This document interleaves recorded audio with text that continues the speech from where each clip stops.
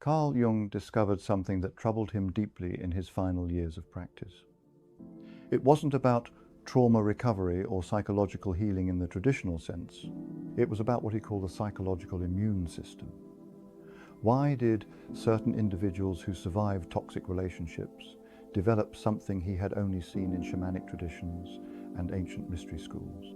Jung spent decades studying what happens to the human psyche after it's been systematically dismantled by someone they love. What he found challenged everything psychology understood about empathy, boundaries, and human resilience. The most disturbing part? It wasn't the damage these relationships caused. It was what emerged afterward in a small percentage of survivors, something Jung called the twice-born psyche. Today, I'm going to share what Jung discovered about the final stage empaths reach after narcissistic abuse.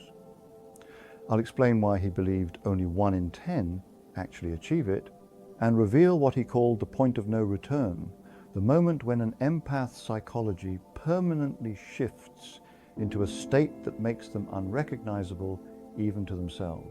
This discovery came from Jung's exploration of what he termed psychological death and rebirth, a concept he studied across cultures, religions, and his own patients. Jung noticed a pattern among those who had survived the most psychologically devastating relationships. They didn't just heal, they underwent what he described as an involuntary initiation similar to the trials shamans endure in traditional cultures. The case that crystallized this theory involved a series of patients Jung saw between 1934 and 1938.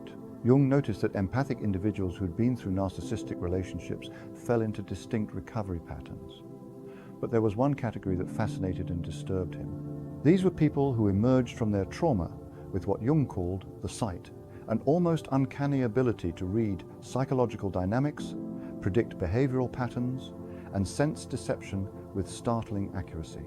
Jung wrote in a letter to a colleague that these individuals had gained something at tremendous cost. They had been forced through what ancient mystery schools called the dark initiation and had come out the other side with abilities that seemed almost supernatural. One patient, a 2-year-old physician Jung referred to only as Dr. S, came to him in 1936 after a marriage that had left him psychologically shattered. Dr. S described feeling as though his entire understanding of human nature had been inverted. For 2 years, Jung worked with Dr. S and documented his transformation. What emerged was not the man who had entered therapy, but someone fundamentally altered. Dr. S developed what Jung called penetrating awareness. He could walk into a room and immediately sense the emotional undercurrents, the power dynamics, the hidden agendas. Medical colleagues found him unsettling. His family said he had become cold, but Jung saw something else entirely. Jung observed that Dr. S had undergone what he termed ego death through relational trauma and had been reborn with what traditional cultures would recognize as the medicine person's burden. The ability to see clearly into human nature, but at the cost of ever fully belonging to ordinary social reality again. Jung began to develop a theory. Narcissistic abuse, particularly when it happens to highly empathic individuals, acts as an accelerated individuation process. But unlike the gradual therapeutic individuation Jung typically guided patients through, this was violent, involuntary, and often spiritually dangerous. He called it the breaking of the vessel. The empath's psychological container is shattered so completely that when it reforms, if it reforms, it has an entirely different structure. Jung identified what he called the survival paradox. Most empaths after narcissistic abuse either remain broken, their vessel never fully reforming, or they rebuild with such thick walls that their empathy is lost entirely. But a small percentage, perhaps 10 to 15% in Jung's estimation, experience something radically different. Their vessel reformed, but it was transmuted. What had been porous and absorbent became selectively permeable. What had been soft became resilient. What had been naive became discerning. Jung termed this the alchemical transformation. And he believed it was one of the most profound psychological changes a human being could undergo. The key to understanding Jung's theory lies in what he observed about consciousness itself. Jung believed that most people live in what he called psychological sleep, moving through life driven by unconscious patterns, projections, and social conditioning. The empath, with their heightened sensitivity, exists in a slightly more aware state, but they lack the boundaries to protect themselves from psychological manipulation. The narcissistic relationship, Jung argued, serves as a brutal awakening mechanism. The empath is forced to confront aspects of human psychology they had been blind to, their own shadow, the existence of genuine malevolence, the reality that love cannot fix everything, and the uncomfortable truth that their empathy had been weaponized. This confrontation, if the empath survives it psychologically intact, creates what Jung called the awakened empath, someone who retains their sensitivity but has developed what he termed psychological immunity. Jung documented specific characteristics that emerged in these twice-born individuals. First, they developed what he called immediate pattern recognition. They could identify manipulative behavior within moments of encountering it, not through intellectual analysis, but through what felt like instinct. Second, they experienced what Jung termed emotional detachment without coldness, the ability to observe suffering without being consumed by the need to fix it. Third, they exhibited what Jung called the observer's stance, a capacity to be fully present in relationships while simultaneously maintaining a part of themselves that remained untouched and separate. Fourth, and perhaps most significantly, they developed what Jung termed sovereign boundaries. These were not walls built from fear, but clear, firm limits established from self-knowledge and maintained without guilt or negotiation. Jung was fascinated by this because it represented something he had seen in spiritual masters, but never in individuals who hadn't undergone decades of contemplative practice. These empaths had been forced into accelerated spiritual development through trauma and had emerged with capacities that typically required years of dedicated inner work. However, Jung also documented the shadow side of this transformation, what he called the costs of seeing. These twice-born empaths struggled profoundly with what Jung termed the loneliness of clarity. Once you have seen the mechanisms behind human behavior, Jung wrote, you cannot unsee them. You become like an adult at a children's party, aware of dynamics that others remain blind to. This creates a form of existential isolation that many of these individuals found harder to bear than the original abuse. Jung noted that twice-born empaths often reported feeling like they were living behind glass, able to see and interact with the world, but never quite feeling part of it again. They described sensing the unconscious motivations driving people's behavior, watching people repeat destructive patterns while being unable to intervene effectively, and feeling exhausted by the emotional immaturity they witnessed in adult relationships. Jung called this the curse of premature wisdom. These individuals had been forced to grow psychologically at a rate that left them developmentally out of sync with their peer group. They had knowledge without having had time to integrate it gracefully, wisdom without the temperance that usually comes with age. Jung identified what he called the 3 thresholds that determined whether an empath would reach this final stage or remain trapped in earlier phases of recovery. The first threshold was what Jung termed the death of the idealized self. The empath had to fully accept that their self-concept as a healer, fixer, or savior was a psychological defense mechanism, not their true nature. This required mourning the loss of their identity and sitting with the uncomfortable question of who they were without their role as emotional caretaker. Many empaths, Jung noted, never crossed this threshold. They rebuilt their identity around their trauma, becoming perpetual victims or compulsive helpers, neither of which represented true transformation. The second threshold, Jung called the integration of the predator. The empath had to acknowledge and accept that they too possessed the capacity for manipulation, cruelty, and self-interest. This wasn't about becoming narcissistic, but about recognizing that the human psyche contains the full spectrum of potential behaviors. Jung believed empaths who couldn't cross this threshold remained vulnerable because they continued to project their shadow onto others, making them blind to subtle manipulation.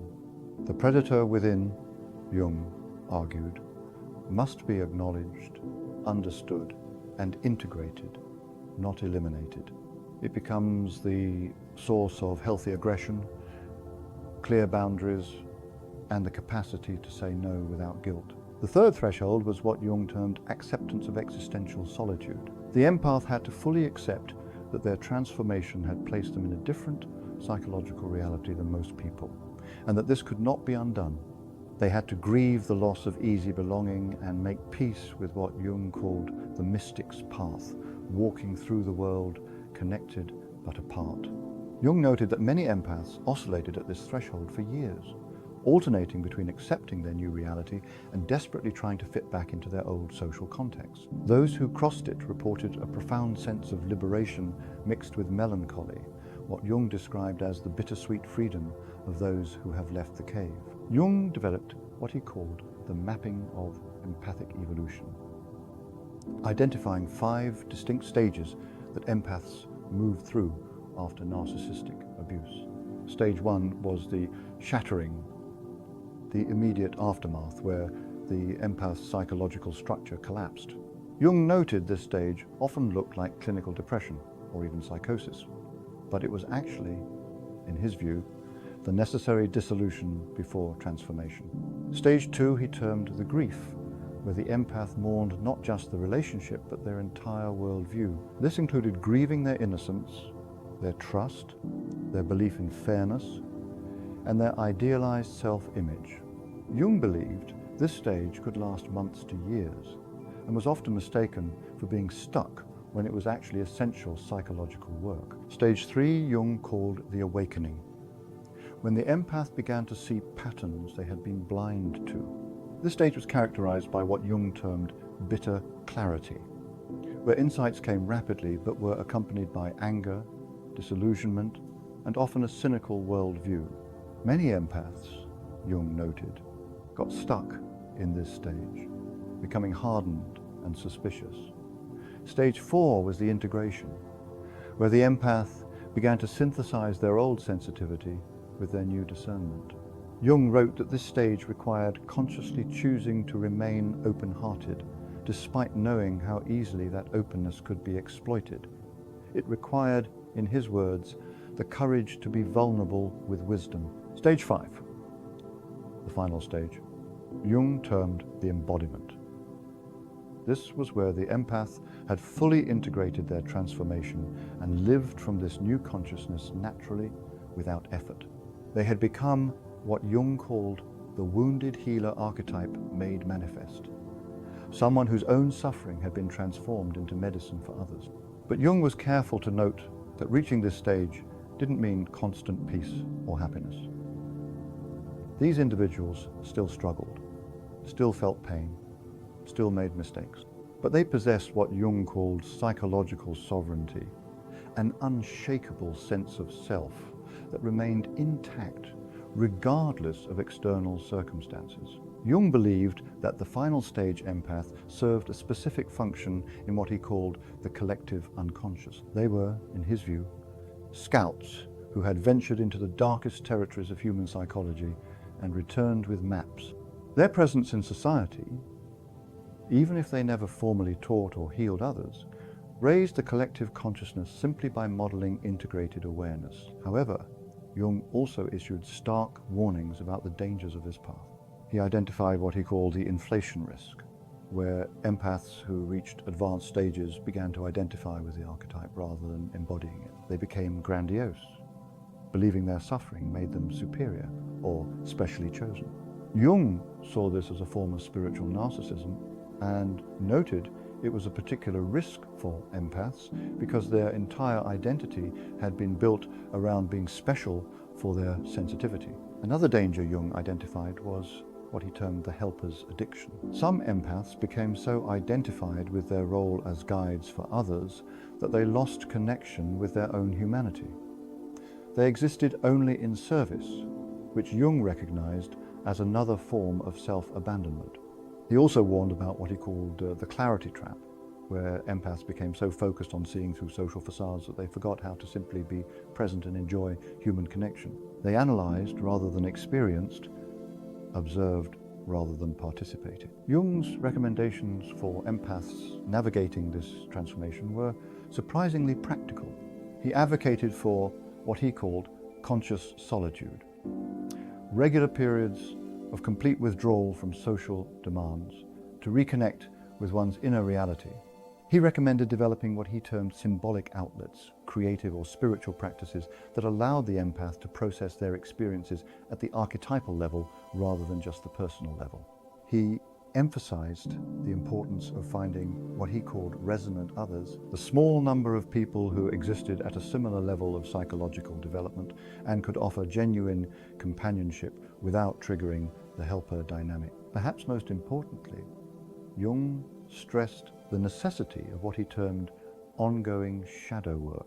The final stage was not a destination, but a continuous practice of remaining conscious of one's own projections, defenses, and unconscious patterns.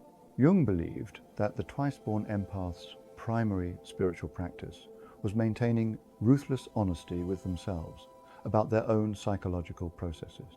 In his later writings, Jung reflected on whether this transformation was ultimately beneficial or harmful. He concluded that it was neither. It simply was. Like any profound psychological change, it carried both gifts and burdens. The empath who reached the final stage gained clarity, resilience, and a depth of understanding that few humans achieved. But they also lost the comfort of unconsciousness, the ease of social belonging, and the innocence that allows for simple, uncomplicated joy. Jung wrote that these individuals represented an evolutionary edge for human consciousness, scouts exploring new territories of psychological integration. Their suffering was not meaningless, but neither was it noble. It was simply the price paid for a particular kind of awareness.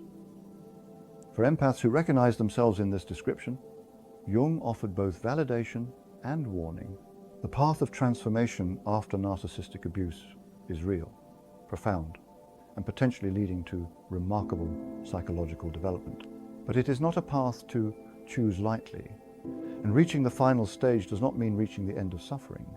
It means developing the capacity to hold suffering differently. Jung believed that the final stage, empaths' greatest contribution, was not in what they did or said, but in what they modeled. They demonstrated that the human psyche could be broken and reformed stronger, that sensitivity and boundaries could coexist, and that wisdom could be forged from the darkest experiences. They proved, simply by existing, that transformation was possible.